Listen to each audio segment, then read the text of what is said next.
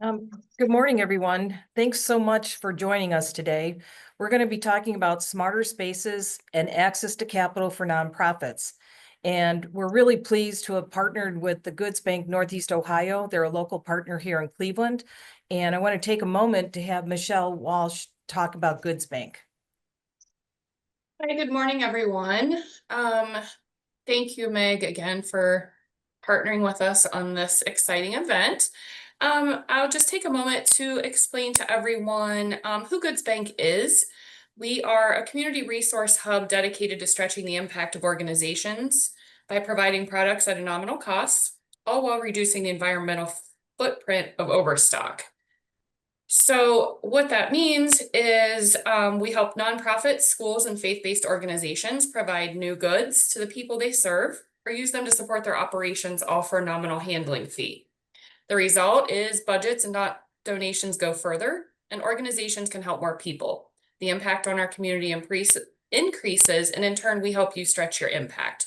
So what we are is a membership-based organization, and currently have over 200 members in Cleveland. And since opening in soon to be 3 years in September, we're going to have our third anniversary. We've distributed over $9 million in goods to our over 200 members at a cost of only $400,000. So the products that we have really are at a nominal fee and allow you to stretch your service, your programs, your everything that you do. And so to date, we've saved 963 plus tons of landfills tons from the landfill. And what that equates to is about 28 semis full, so you have kind of a visual of what we have prevented from going to the landfill. So if you are a nonprofit, you have to have been in existence for 2 years, a faith-based organization, or a school. So you can reach out if you have any questions, would like to come in and see our warehouse. We can show you around and see if it's a fit for your organization. We're always here and love to talk about what we do. So we'd be happy to have you reach out. Our website is www.goodsbankneo.org if you have any questions. And again, my name is Michelle. I'm the executive director. And there's a team of 4 of us here. So we're all here to help you and can answer any questions you may have. Does anyone have any questions at the moment that may help others by asking? And we can also, we're going to gather questions at the end of this. We're going to set aside 20 minutes at the end. So if you do have questions that come to mind between then.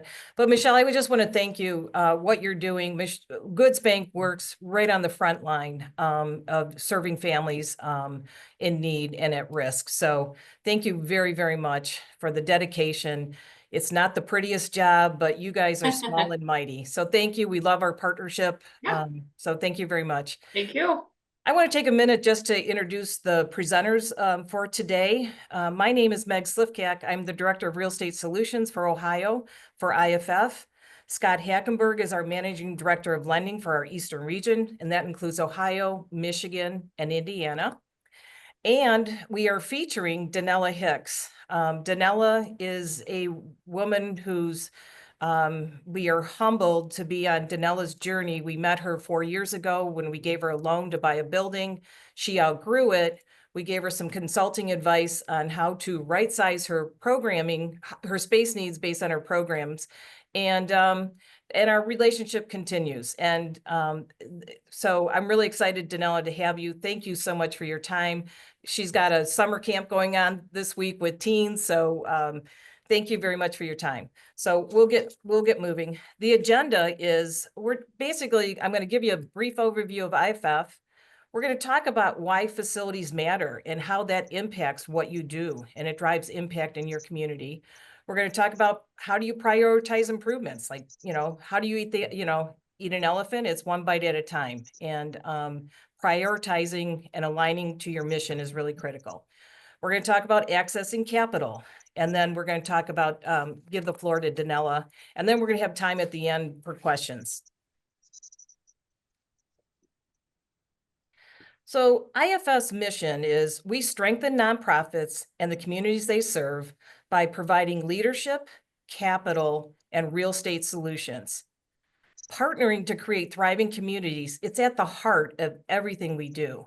We leverage knowledge, capital, and resources to advance equitable and transformational outcomes, guided by our commitment to be an inclusive organization, anti-racist, anti-oppressive institution that honors our communities as asset-rich and experts in your own stories.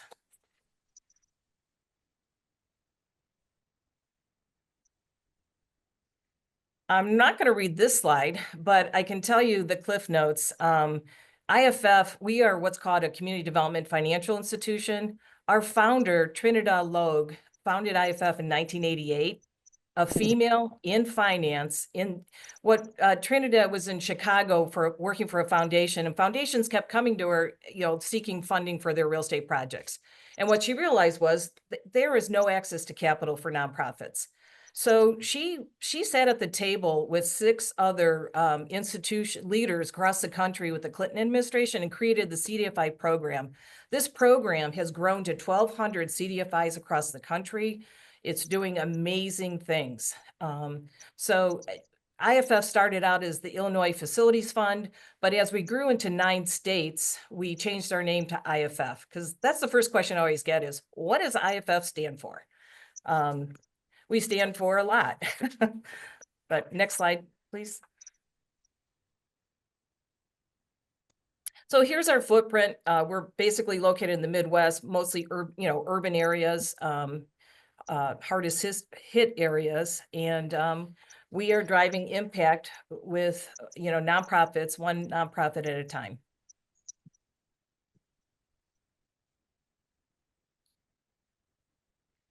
So in the early days, after we started providing access to capital to nonprofits, it became apparent to IFF's leadership that funding alone was not sufficient to help a nonprofit get to the finish line intact. Nonprofits, you're experts in your sector. You know how to run a program, you know how to grow the program, but you may not know how to navigate a real estate project. So Real Estate Solutions was born, and we basically provide technical assistance. We don't tell any of our clients what to do. What we do is we identify options for you. And what we call here at IFF, we match the math to your dream reality. And so you'll see in working with Danella, she had, we right-sized her program, but we're like, here's the bigger, better, best options. And we gave her the math, and it helped her and her board decide what path do they want to go for. And that's just being informed as you go into your real estate project. That is the secret of your success. Going in with your eyes wide open. So we do this, we do project management, we do owner's rep services, but we do these feasibility assessments that really are the foundation core of what we do. And I'm going to turn this over to Scott Hackenberg to talk about our Capital Solutions program. Everyone, hi, I'm Scott Hackenberg. I'm the Managing Director of Lending at IFF, as Meg mentioned. I'm in our Cleveland office, but oversee lending in all of Ohio, Michigan, and Indiana. And just really quick, my background, I'm originally from Cleveland, but spent a number of years in the San Francisco Bay Area where I worked in private equity before transitioning to community development finance, joining a CDFI in Oakland called the Nonprofit Finance Fund, where I focused on urban projects in Oakland and some rural development work in California's Central Valley area, and eventually moved back to Cleveland with a strong desire to stay in the field, and was really fortunate enough to find my way to IFF. With respect to Capital Solutions, at IFF, our Capital Solutions team provides mission-driven loans that are tailored to nonprofits across the Midwest. And we work with organizations that are deeply rooted in their communities. And our goal is to provide flexible capital that meets them where they are. Whether they need $10,000 or over $6.5 million, our financing supports a broad range of uses: acquisitions, renovations, construction, working capital, equipment, vehicles, and more. And really, one of the biggest ways we differ from traditional lenders is that we don't require appraisals. And that's really a philosophical and equity-driven choice. The legacy of redlining and systematic undervaluation in historically marginalized communities means that appraisals really they often don't reflect the true value of a property or of community impact of that project. And so by removing that hurdle, we open the door to projects that otherwise wouldn't get financed. And that said, we absolutely, we complement traditional banks. In fact, if a nonprofit can access a bank or bank loan, that we certainly encourage that. But more often than not, banks really aren't structured to take on the risks that nonprofits present, whether that's due to repayment timing, lack of collateral, unconventional revenue sources like government grants or fundraising. That's where we, IFF steps in with flexibility and really a deep understanding of the nonprofit operating model. Next slide.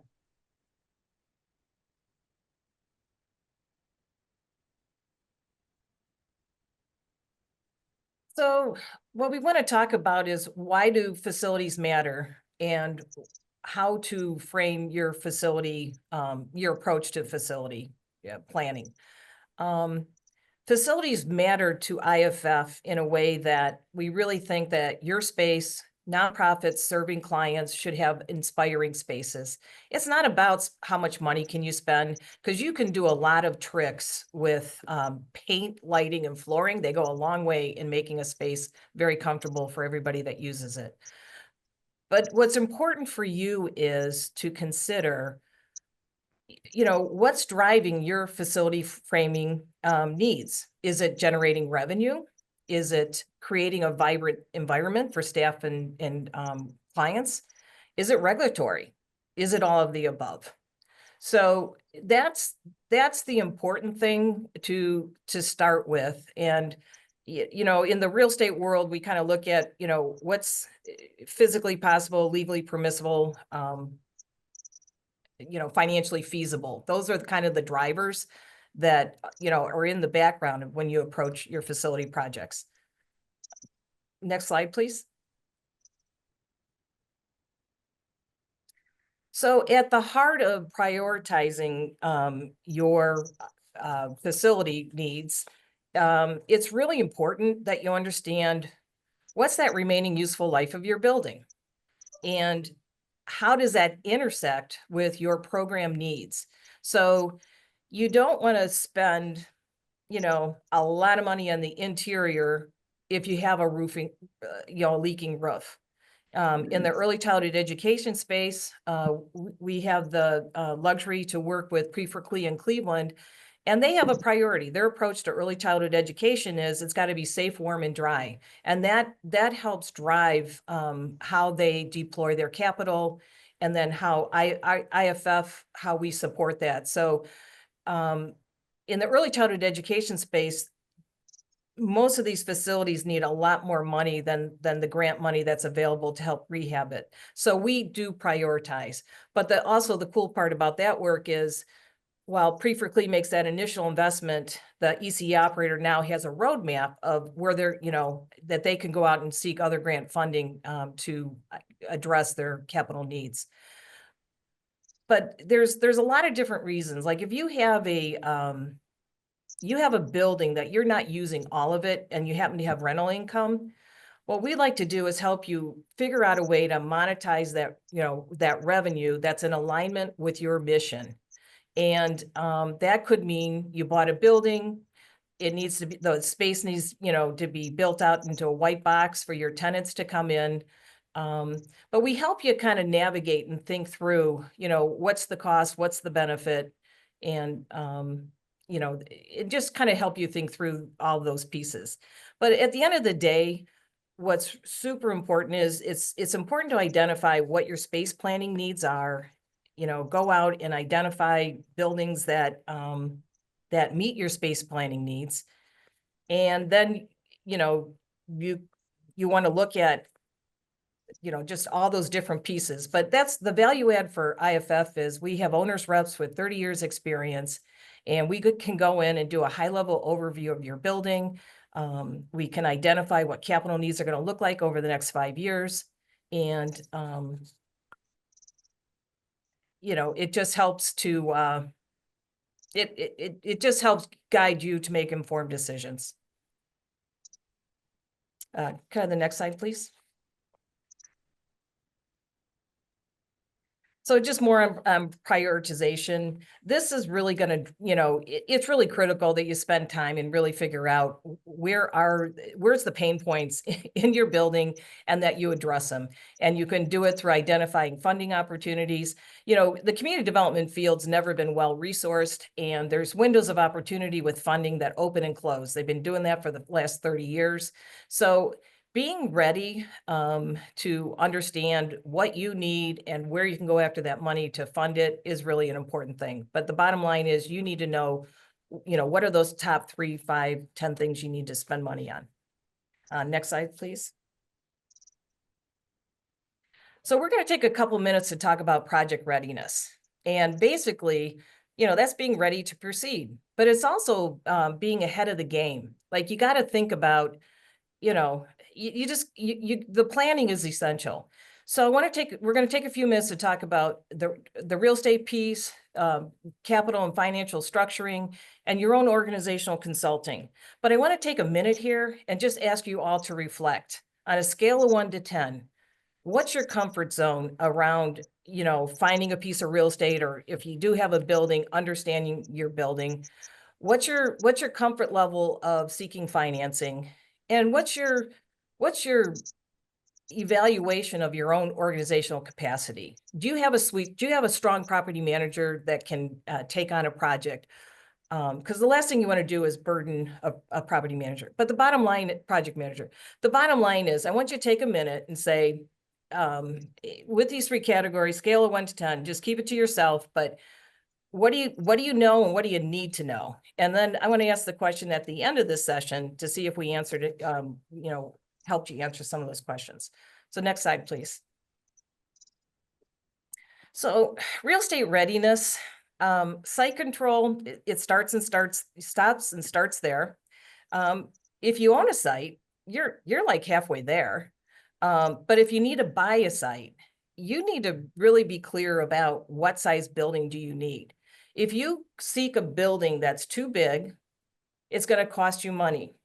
If you seek a building that's too small, it's going to cost you money because you're going to need to move or expand it. So site control is huge, but also understand, because when you make mistakes in this process, it's going to cost you money and time delays. So the next piece is the design. Do you know your scope? Have you prioritized? What are those, top things that you need in your building? What does that facility need to do? And on the design side, so here's the deal. Once you've identified your building, you are ready to talk to your architect, figure out, you've identified scope. What's really important is what IFS value add is. Our owner's rep can help you prioritize that scope, but your risk is getting your architect to design a space that meets your criteria. And I always use a purple door analogy. If you need 10 purple doors and your architect builds 5, your contractor is bidding on your drawings. So if he missed that you needed 10 drawer, the contractor comes in, he looks at your drawings and says, I'm bidding on five purple doors, but he may not even say that. He says, I'm bidding on your drawings. But the reality is, if the drawings are understated or overstated, say the architect put 15 purple doors on it, the contractor is now overbidding the job.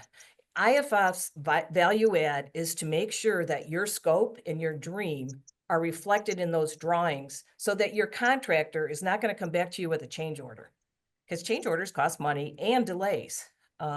So the design piece, there's schematic design, which is you're going to do through pre-development, and then there's full-scale design development that's used to get you to construction phase.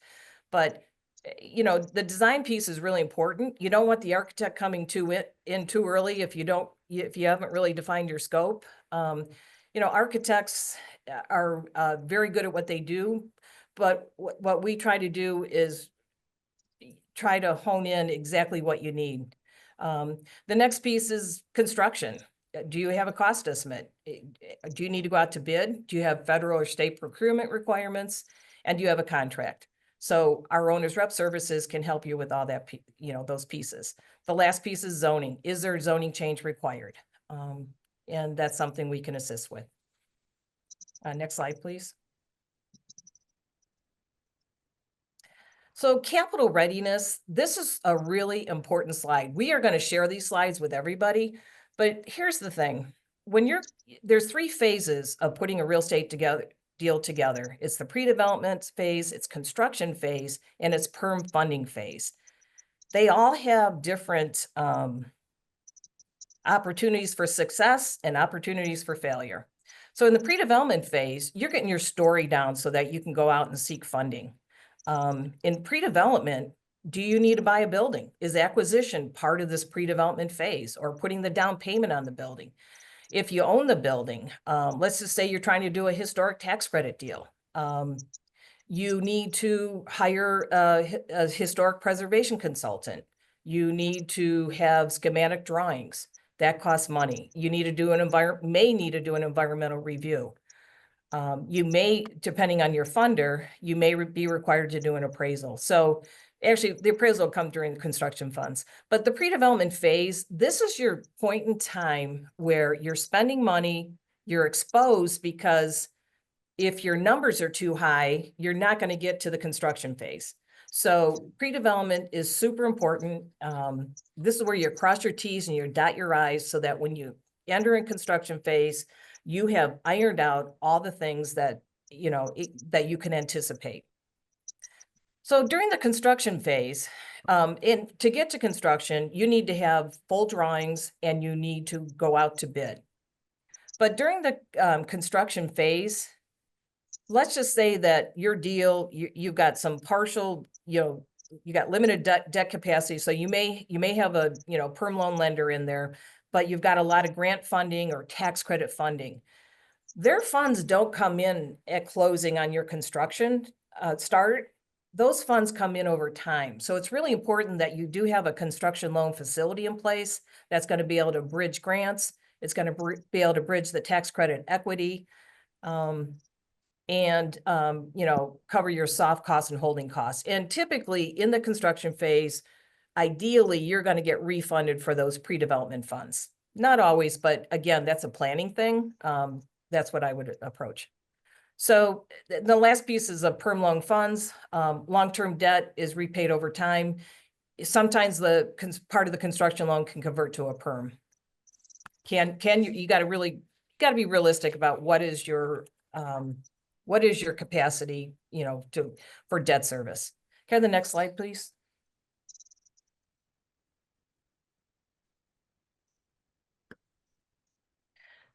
So last piece is just organizational capacity. Do you have this capacity in-house? Do you have this capacity on your board? But, basically when you're doing a large real estate project, your team matters. So you're either going to have that capacity internally or externally, but a project team is going to include, your architect, your general contractor, an owner's rep, a project manager, an accountant, and legal. And then on the board piece, funders are looking at what's the real estate experience. Boards are supposed to be, provide wisdom, work, and I forget what the other one was, but boards bring a lot of different expertise. Can they help you do the fundraising? Can they provide some technical experience? But just be leery that board's job is to govern. It's not to be in the weeds of managing a project. Next slide, please. So I'm gonna, this is, there's just different states. You'll be able to read this in the future, but just around real estate readiness, capital readiness, organizational readiness. And I would just ask yourself, does this, pique your interest? Does any of this resonate for you? And does it identify where you might need help in your process? So I'm just going to wrap this up and turn this over to Scott.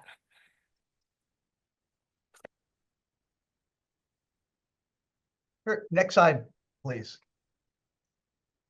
So question, why do providers need access to capital? Nonprofits need capital for a lot of reasons. And sometimes it can be to acquire a new space, to renovate an outdated facility, or even just to bridge the gap between receiving a grant and when they need to spend the money and provide those services. Others may want to consolidate higher interest debt or build financial stability through ownership rather than leasing. And really, capital is a tool. And when it's structured thoughtfully, it allows nonprofit organizations to serve more people, hire more staff, and deepen their presence in the communities and neighborhoods that they serve. And our job is to provide that tool in a way that's most useful to them. Next slide, please. So financing for facility needs. So at IFF, we offer really a full spectrum of different loan products for different needs. We provide bridge loans, which can provide funding for grant timing gaps. You know, they're providing the services in the early part of the year, but they're not going to be reimbursed for those services either through grants or arrangements that they have with city or local other sources. And so they need to find funding to bridge those timing gaps. There are construction loans for new or rehab facilities, permanent loans for more stabilized projects, equipment and vehicle loans. And our newest product, which is what we call the Flex Loan, which is really designed, it's up to $50,000, and it's for anyone, but mostly, you know, smaller nonprofits to take advantage of the quick turnaround time that we have to really have access to that financing. It's designed for a fast turnaround and working capital needs for small nonprofits. Next slide, please. So, you know, lending considerations. So when we at IFF, when we underwrite a loan, we don't just crunch numbers. You know, we listen, and we're really looking at the full picture. We're looking at the program model. We're looking at the community ties. We're looking at leadership and the growth trajectory of the organization and mission alignment, which is critically important for us.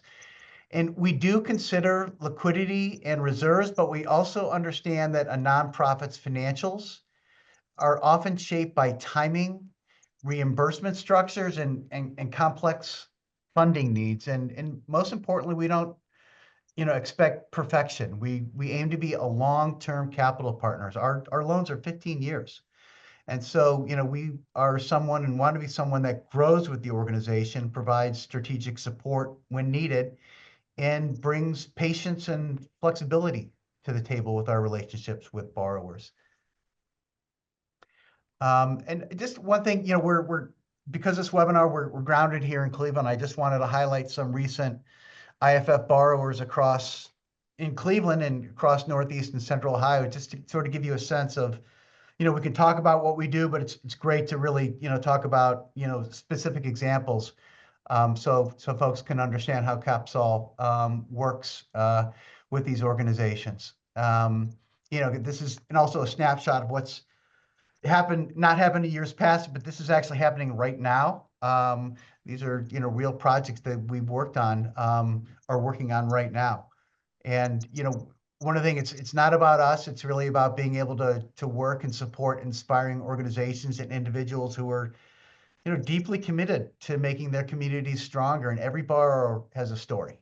And it's just such a privilege here at IFF to, you know, really play a small role in helping them realize their vision. So some examples, the West Side Market just recently closed a $70 million renovation that they're embarking on. And IFF helps support this major redevelopment in the, you know, this historic public market, which is going to really enhance the infrastructure and expand more community access, you know, to civic landmark. And we're really proud to be part of making it more vibrant and sustainable. And that was an example where we came in to bridge some foundation funding grants. Praxis Fiber Workshop in Cleveland and the Waterloo Arts District, we provided financing to acquire and renovate an adjacent building, which helped Praxis expand their ability to offer artist residences and community textile programming. We're working this week, hopefully, to close on a transaction in East Cleveland, where we're supporting a charter school and early childhood center in a long vacant commercial space in East Cleveland, which is going to bring critical education and community services back to East Cleveland. New Bridge Place in Lodi, which is a permanent supportive housing development, providing deeply affordable units to high needs populations in rural Ohio. And that's an area of focus for us as well. And our financing is supporting construction in alignment with its service partners. ABCD Inc. in Canton, Ohio. They're a longstanding community development organization based in Canton, providing transportation and workforce training to underserved communities. And I'm going to be honored actually to be their keynote speaker at their 52nd annual gathering later this month on June 26th, which is really, a testament to their impact and the strength of the relationship that we have with the organization. And next slide, please. And sort of more of a case study, and so pleased and proud of our relationship with All That in Columbus. We'll talk a little bit more about, but if you could go to the next slide. I want to give a little bit of a background on this. Founded by Denell, it provides vital mentoring workforce development to high school students in Columbus, and IFF worked with All That and providing a real estate loan to help them acquire their facility. And then most recently, we just approved a $50,000 flex loan. So, this really helps embody, I think, sort of the full scope of our products where, the first loan, we had RES work with All That to do a feasibility analysis, and we helped them, again, on the capsule side, acquire that facility. But now there are some delayed funding on 2 new grants that they're receiving. And so we are stepping up with a flex loan to help them bridge those grants. Next slide, please. So at this time, we'd like to hear from Danella and talk about your journey, your ride, and how IFF assisted you and what that relationship looked like. So, all right. Well, good morning. Good morning, everybody. Morning. I am honored just to be, I guess, a partner with IFF. So I have, as a founder of a nonprofit, it has been an amazing journey. I wanted to make a difference in our community. We serve underserved teenagers who are disruptive. They are disrespectful. They are all the things that you see and hear about teens. Those are the ones that we target. And so our mission is to assist them academically, expose them to careers that pay a living wage, and also to help boost their life skills. So we believed in what we were doing. We were leasing space from the Shady Lane Presbyterian Church. And when they decided that they did not want to own the property anymore, they asked if we wanted to purchase it. And so that's where our relationship started with the IFF. I turned over probably every rock and stone in the city of Columbus to try and find funding. And I was really excited when I found the IFF. I was excited that to apply for a loan, it wasn't based on our credit history. It was pretty much based on the fact that they believed in our mission. We had to provide financial statements. They asked if we had audited financial statements, and we did. And so that sort of opened the door to having the financial conversations. But they walked with us. They were patient with us as we provided the information that they needed in order to approve us to do our initial purchase. So we we expanded our program in this 12,000 square feet church. It was an older building, had lots of issues. They not only allowed us to have the capital we needed to purchase the building, but also to make renovations. And that was huge because we needed a new boiler. We needed new air conditioning units and things like that. So as Meg stated earlier, we have outgrown our building. Our program is growing by leaps and bounds. Having the facility allows our community to know that we're here and that we're not going anywhere. So our enrollment has grown. Right now, we've got about 100 teens in the building. We have a waiting list of over 200 teens. And when we talked about the current loan, the flex loan that we applied for, it's because we are always in fundraising mode. And we received a grant, 2 grants actually, and the cash hasn't been received. And so just having a partnership with IFF allowed us to have that, just that little extra funding that we needed for our cash flow. We're also in the process of designing a new facility.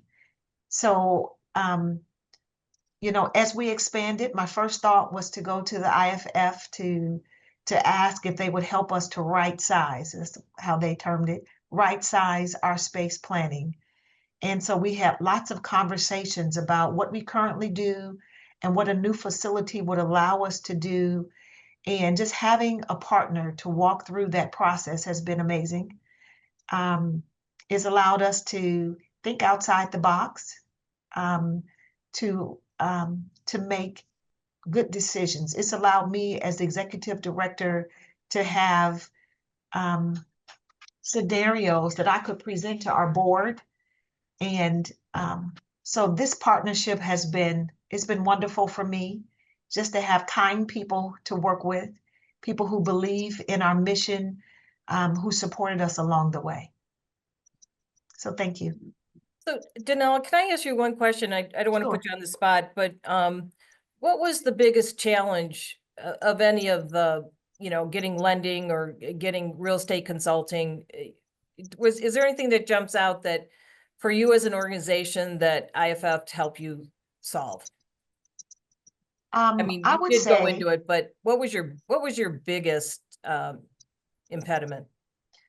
I would say finding someone who believed in us, even though we were a younger nonprofit.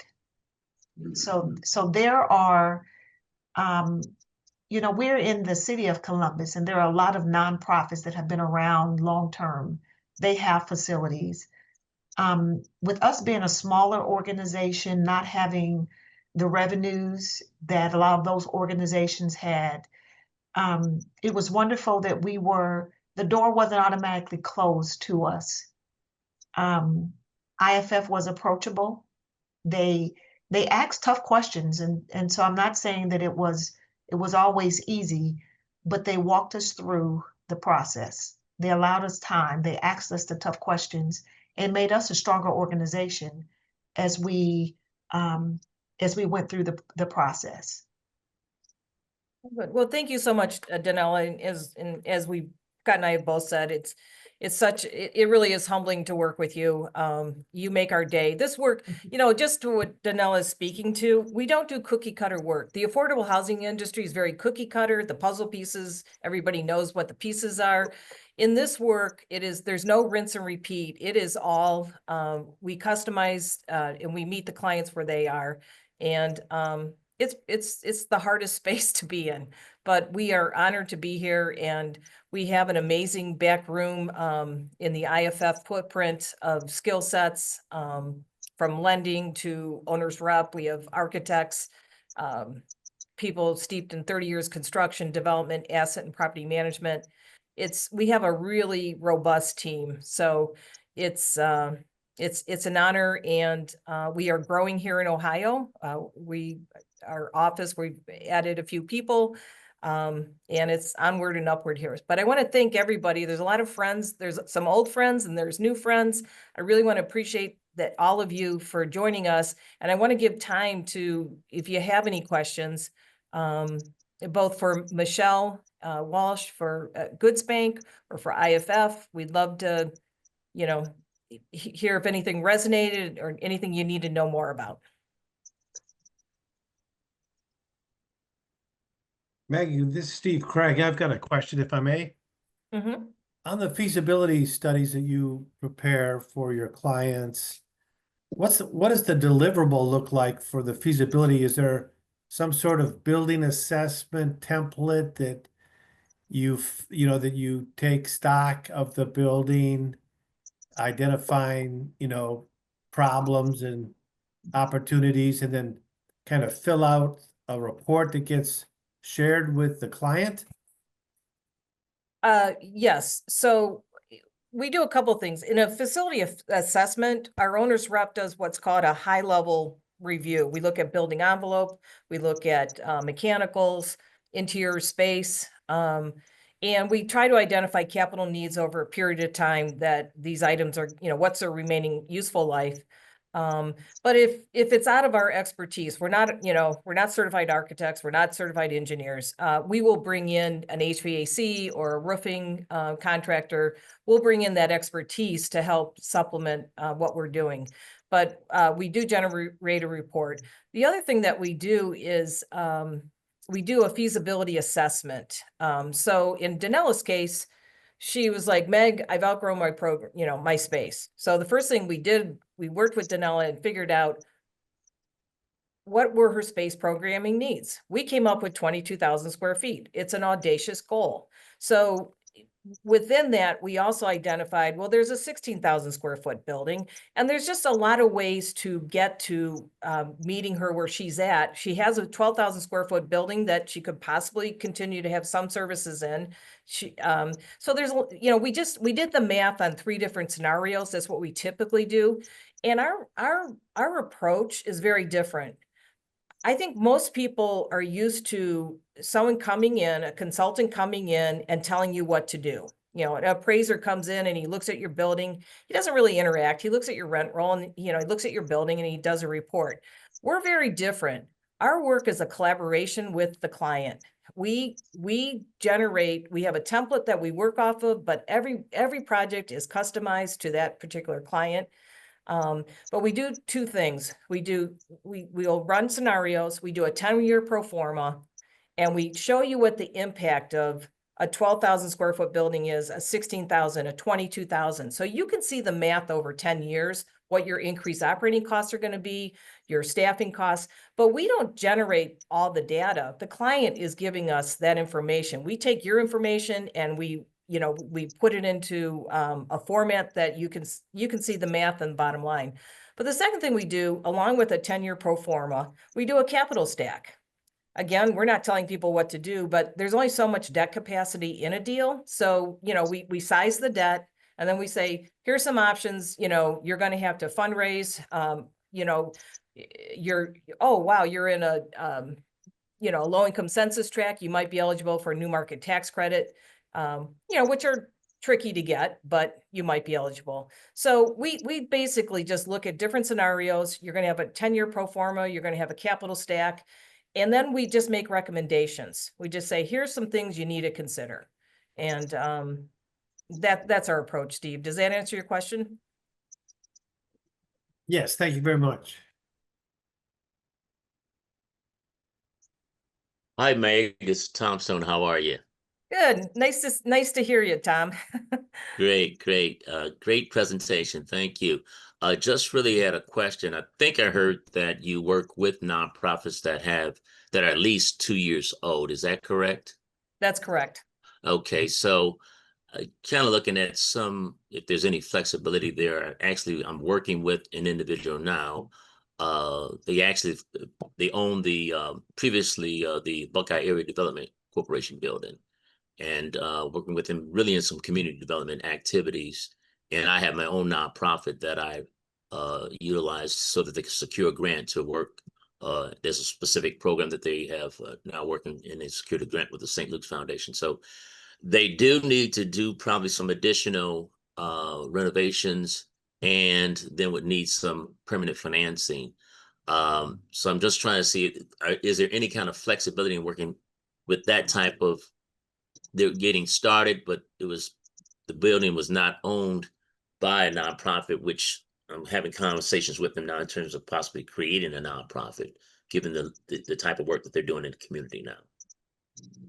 Scott, I'm going to defer to you. Yeah, Tom, thanks for the question. Yeah, there is flexibility. I mean, it really is all about, I mean, we work with, we say nonprofits, but that said, we have worked with for-profit developers or for-profit owners of buildings, like in the Pivot Center in Cleveland, but those buildings are providing, the tenants in those buildings are nonprofits that are providing services, Yes. to the community. So there's, there's flexibility there, I guess, Tom, but really the core is really wanting to make, like this organization I'm working with in East Cleveland, it's for the most part, it's a brand new nonprofit, but they are turning a vacant building, vacant commercial building into a community asset.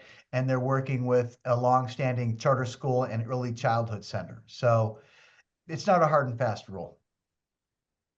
Okay, great. Well, maybe we can have some further conversation, Meg. Absolutely. Thank you. Scott, there is a question in the chat. Are interest rates for IFF funding similar to for-profit bank rates?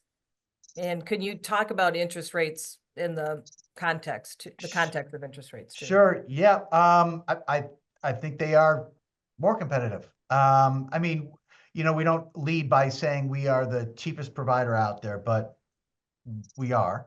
But that's, and our pricing is the same for everyone across the board. We're not like a commercial financial institution where we're negotiating prices based on what someone can pay or what have you. It's the same across the board for all of our borrowers in terms of the rates, in terms of the terms.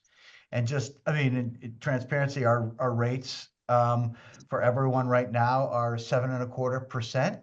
And our loans, our standard permanent construction or rehab loan is a 15-year term with a 15-year or 20-year amortization.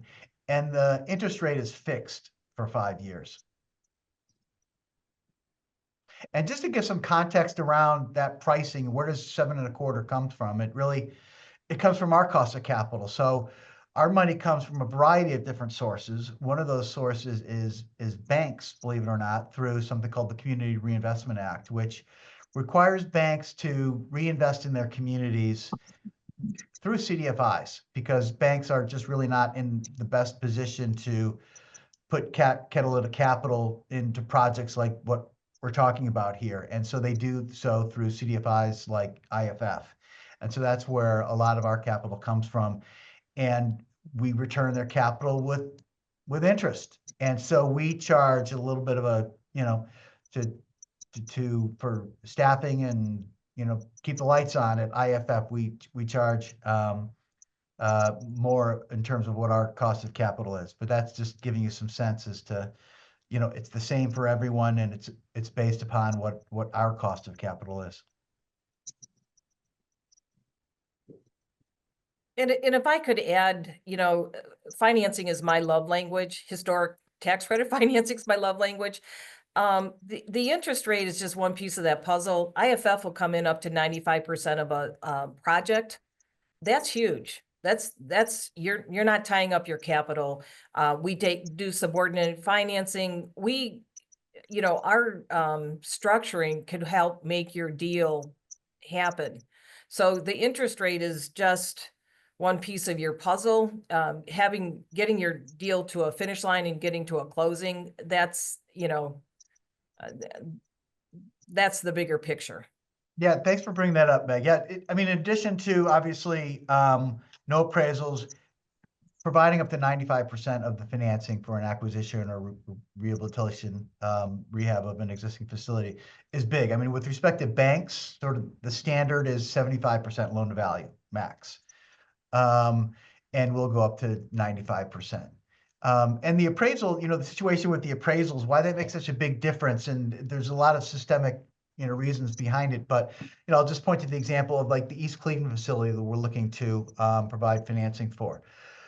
There are no comps really in East Cleveland. If we were to try to look at this and try and base our financing like a bank does on loan to value and do that based upon comps, there really aren't any comps to look at in that area, number one. And number two, for this particular borrower, they weren't going to be able to come up with 25% of the equity purchase facility. So again, those are sort of two concrete examples. And there are a lot of other sort of nuanced examples where there's just a lot of flexibility. Another is with respect to covenants. We often are asked to come in and provide financing to nonprofit organizations that do have bank financing. And I'm saying this not to trash banks, because again, we work with them, we complement them, but they have when you have a loan with a commercial bank, you've got a lot of financial covenants that they're checking, your debt service coverage and a whole bunch of things that have names that it's hard to know how to calculate those ratios. And if you violate those ratios, they're sending you to the workout group. And that's a whole different relationship once you get into workout group. And we're brought in a lot of the times with nonprofit organizations that have been sent into the workout group. They've been paying their mortgage on time for years, but there's some ratio that they've violated. They've been thrown into the workout group, and the commercial bank just structurally, in the way that they're mandated, is they're trying to roll that bank that loan off of their balance sheet. And so that's another example of where we're brought in to replace and I'll say complement what banks do. Okay, hello everyone. My name is Sugar Ray Dykes. I've worked with Meg for a while. I do veteran housing. My nonprofit is the Concerned Veterans of Northeast Ohio. And what we're doing here, we're located on Buckeye on 125th. And what we're trying to do is do a trade school. We already have a building that exists on 125th and Buckeye. And we're also looking to do more veteran housing also in the East Cleveland area and in surrounding areas. Right now, we have a 4-suiter and a 2-suiter that would be for permanent housing for homeless veterans that I transition. I do shared housing. And we would like to be able to set up a meeting. I know Meg can, to be able to see with the nonprofit that we have of how to do the trade school with driveways. It would be the first trade school ever of doing driveways, and then including all of the other trades that would be included with that. Sugar Ray, I would love to bring Scott out and see your building. Okay, so then we can get this going, because the nonprofit I do have, that they haven't been for too long, but maybe it's something that we can work out, since I already have the site control. Meg has already seen what we already are doing with housing the veterans currently, so we are in business, and we do provide them transportation. So I would like to do this before Meg goes her final farewell. Yes. Yeah, I would love to, Sugar Ray, and thank you very much for your commitment to veteran housing. It's you're an amazing human being, and Thank you. you're just like your hope for the future. So I would Yeah. love to do that. And on that note, I wasn't gonna bring it up, but I am retiring. I am concluding a very long career in nonprofit real estate development, and very proud of it. And I'm so honored to work with a lot of folks that have been on this phone call today. It's been a real joy. So thank you, Sugar Ray. Oh, no, thank you, Meg. I appreciate it. You guys, Meg has helped me tremendously. I went through the ringer. I couldn't get any finance or anything for about 15 months. Then we had to go through a hard money. And because I'm a for-profit, I hadn't connected all the way with the nonprofit. Meg was just trying to help me, even on the for-profit side of the struggles that I was having of refinancing and doing the construction of the building. So it was a long road, but we finally got that. So now we're at the stage to where we can come in and work with Meg and make some beautiful things happen for veteran housing, because it's terribly needed. Thank you. You're welcome. All right. Does anybody else have any other questions? Because we can wrap this up. Paula, do you have any housekeeping, or do you want to share what we'll do next here? We'll share the slides and the recording link with everyone. If you'd like to learn more about IFF, just reach out to us, iff.org. We're happy to connect you with our local team. There's one more question. Yes, please. So hi, Meg, and nice to meet you all. Margaret Sanchez with Esperanza Inc. Definitely, this presentation was very educational, and Esperanza has been in business for 43 years already. So I do want to have a home to continue serving our community. Definitely, when we meet, Meg, I think there is this was an eye opener. We do have a potential to actually purchase a building, but of course there's always a need of capital, and then organize ourselves in a capital campaign to make sure we meet where we want to go and what we want to have. But I want to thank you personally for inviting us. I can't wait to meet, and then look forward to see what we can do in the next few years. Yeah, and Margaret, it's been a real pleasure to meet you. I got to meet Margaret last year, Women in Affordable Housing Network. We did a fundraiser. Margaret was at the Y at the time, and they managed the Norma Hare Women's Center. And so we were able to gather donations for you. And that's our relationship. That's how we build relationship in community, is try to be in community. So we will always, I'm always going to take time for that. Yeah. And So we don't we'll want see you to you- we'll see you retire, but tomorrow. I know. Okay, well, see you. Thank you. Thank you so much for joining us. Appreciate it. And does Absolutely. Thank you. anybody else have questions? Nicole, you look like you're ready to ask a question. No? Oh, okay. Alrighty. Well, thank you, everybody. I hope this was helpful. If you ever just have a question, we're here. We are glad to, we're not all about snagging the big jobs. We're here to plant seeds and help you grow. So it's a journey. We'd love to be along on your journey. I do have one more question if it's possible. Sure.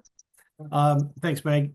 On the capital readiness side of things, Mhm. do you have can you help a nonprofit with organizing like the pro forma 10, 20, 30 year outlook on cash flow projections? Could IFF help with that? For the real estate facility itself? Well, for the organization, Oh, sure. which would include capital projects such as the real estate and facilities. Sure, Steve, I'd love to talk to you. So my contact information is here, mslifkak@iff.org. Absolutely, we'll talk and figure out what it is we could possibly do. Okay, great. Thank you so much. Okay. Alrighty. Thanks, everybody.